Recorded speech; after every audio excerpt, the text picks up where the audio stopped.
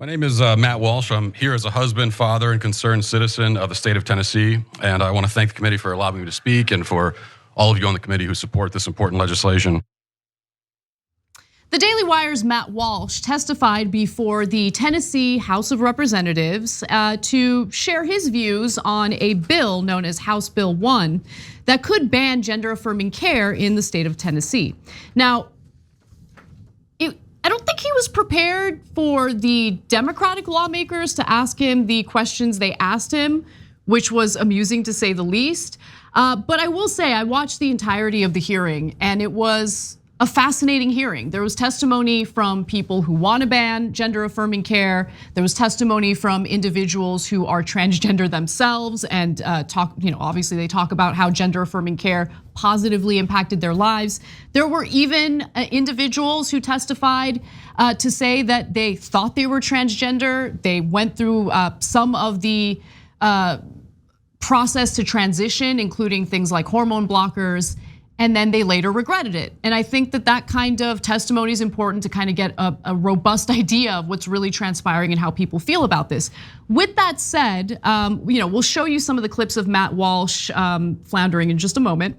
But here are a few more details about HB 1. It would put a hard stop on any gender-affirming care that would help minors identify with or live as a purported identity inconsistent with their sex assigned at birth.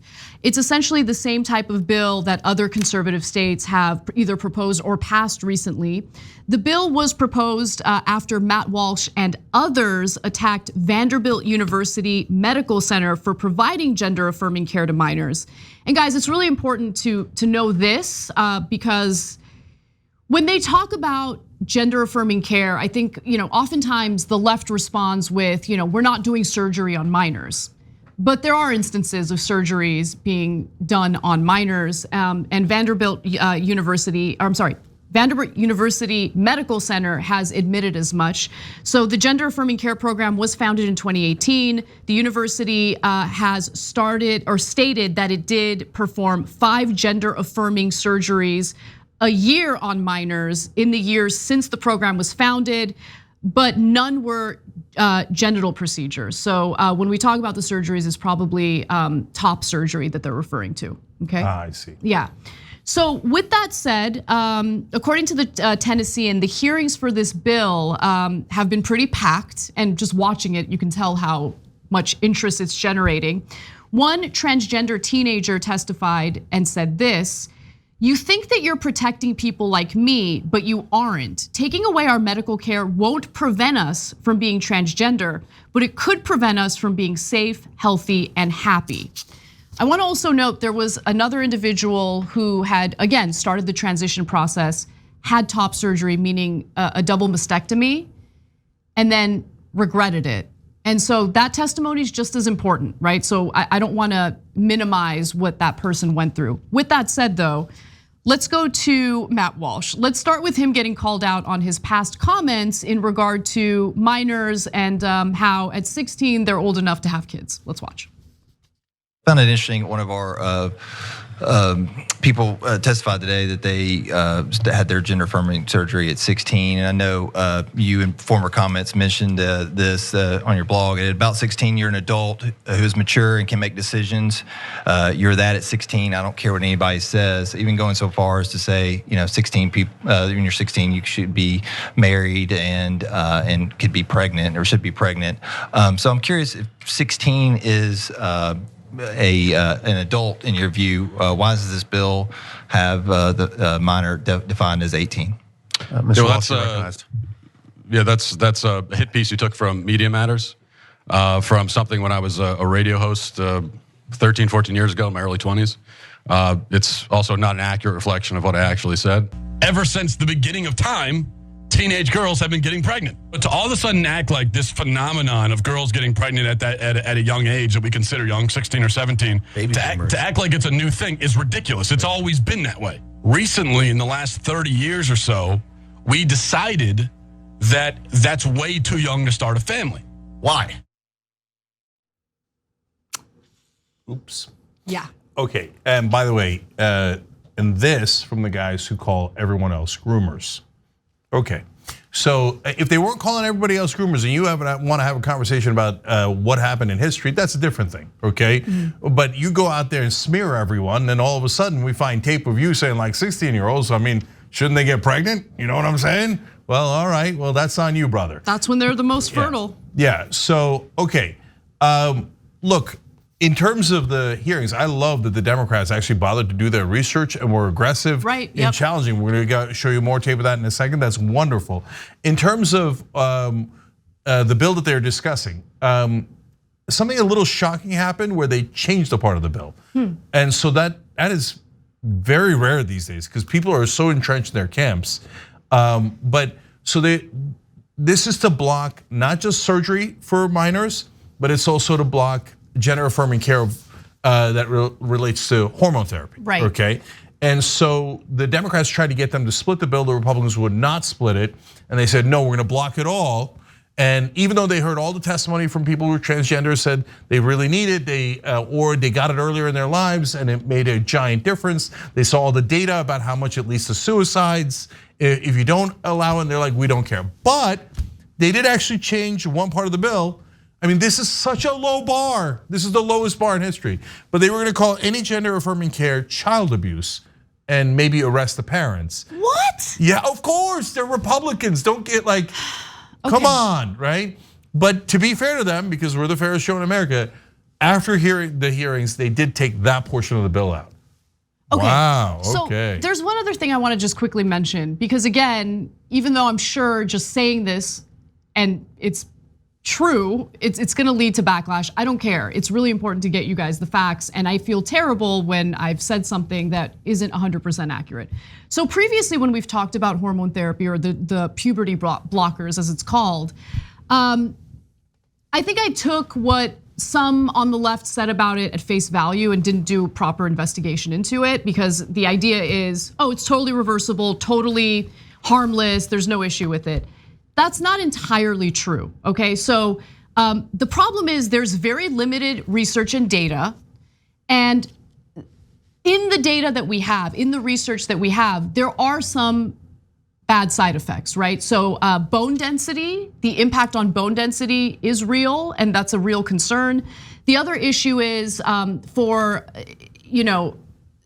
it has some problems with fertility potentially if they're used too early in the person's life, okay? Okay. With that said, I just think it's important for you guys to know those details, but it's not up to me or Matt Walsh or any person to make that decision on behalf of transgender individuals, right? It's really, in my opinion, if it deals with minors, because when you think about the mental health component and how much it can improve their mental health, it's really up to the parents, the doctors, and of course the person, the minor in question, to make that decision and go through that process themselves. I'm not an expert on it. You get what I'm saying? I'm not a doctor. Of course. Look, guys, look.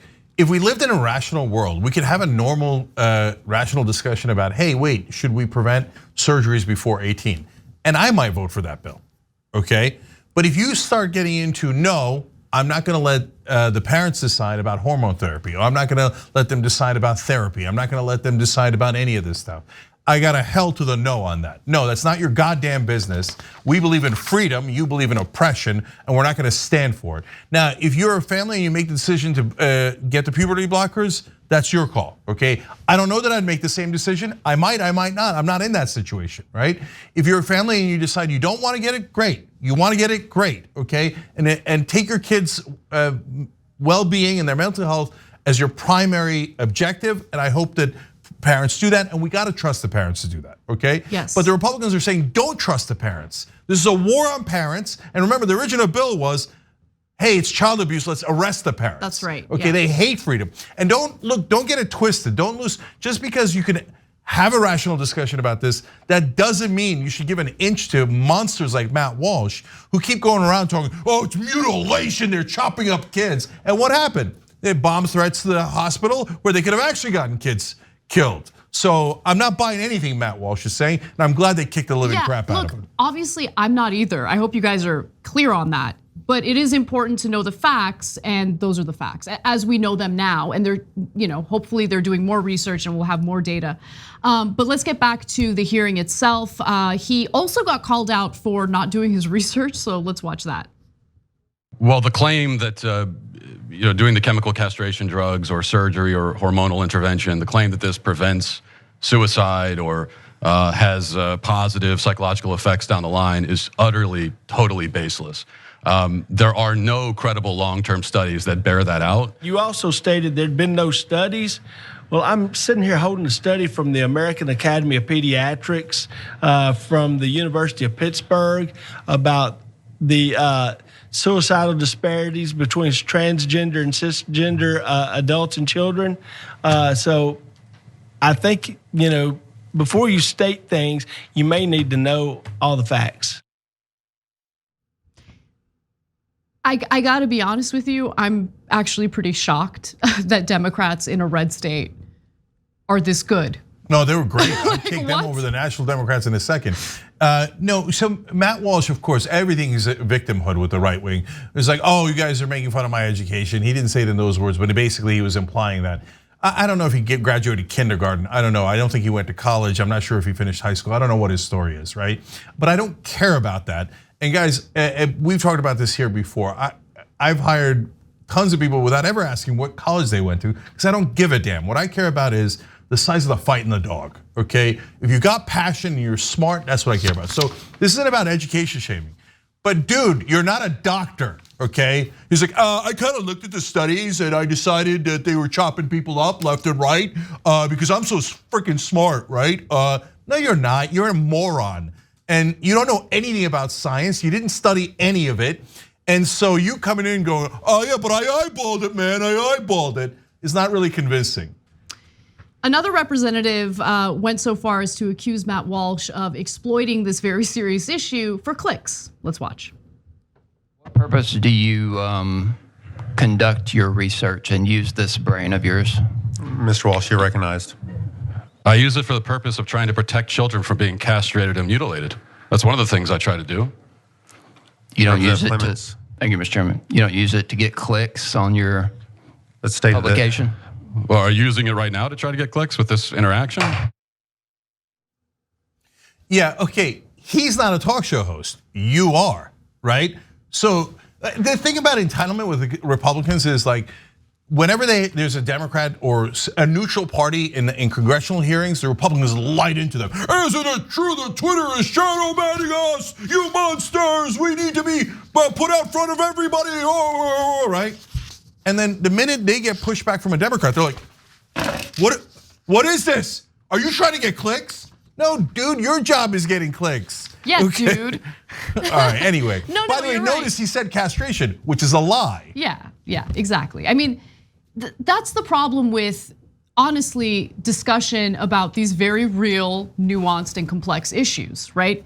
You have demagoguing, you have extreme, ridiculous, comments that are meant to demonize individuals who are trying to do the right thing and to help people who are struggling with their gender identity.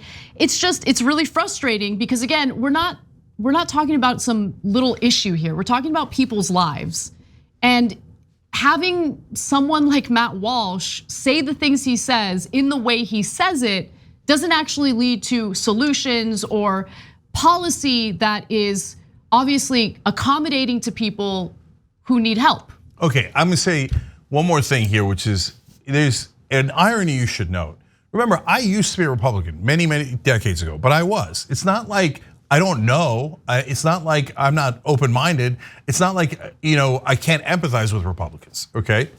But these guys that lie for a living, like Matt Walsh, and that inflame everything. Oh, they're castrating and mutilating and chopping up babies. Well, you're a goddamn monster, okay? Because that stuff's not true, and you're trying to get lunatics in your audience to commit violence. And you say it over and over and over again. But now here comes the irony. What that does is get me to go, if a Republican is talking, a Republican is lying. I'm not gonna listen to any of the trash that comes out of your trash mouth, okay? So I'm not interested in a freaking conversation with monsters like Matt Walsh. So, hey, find people that aren't lunatics, find people who don't lie every time they talk, then I'm happy to have a conversation. I'm very happy to have it. I'm so open-minded, I switch parties, okay? So it's not like I can't do that. It's not like I can't say, oh, that's an interesting point, or that's a good point, right?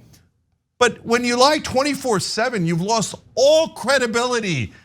Which person would talk to a right-wing these days? These guys like Walsh and Candace Owens and Crowder and Alex Jones, all these lunatics, and go, oh, I wonder what they have to say. Oh, that's so interesting. It's not at all interesting. Finally, we end with something that's unrelated, kind of unrelated. Anyway, he gets asked about his comments on Singapore. Let's watch. I just have to question, some of your public policy, expertise when, I'm reading here, Singapore is able to have nice things in part because they execute drug dealers by hanging and arrest even petty vandals and thieves and beat them with a cane until they bleed. We don't have nice things here because we aren't willing to do what is required to maintain them. So, with statements like that, I kind of have to question your public policy beliefs. Man, they really came prepared. I didn't even know he said that about Singapore. Hey, National Democrats, go down to Tennessee, check out the Tennessee Democrats, because apparently they're willing to kick some ass and take some names. You guys could use a lesson or two. Thanks for watching the Young Turks, really appreciate it. Another way to show support is through YouTube memberships. You'll get to interact with us more. There's live chat emojis, badges. You've got emojis of me, Anna, John, JR. So those are super fun. But you also get playback of our exclusive member-only shows and specials right after they air. So all of that, all you gotta do is click that join button right underneath the video. Thank you.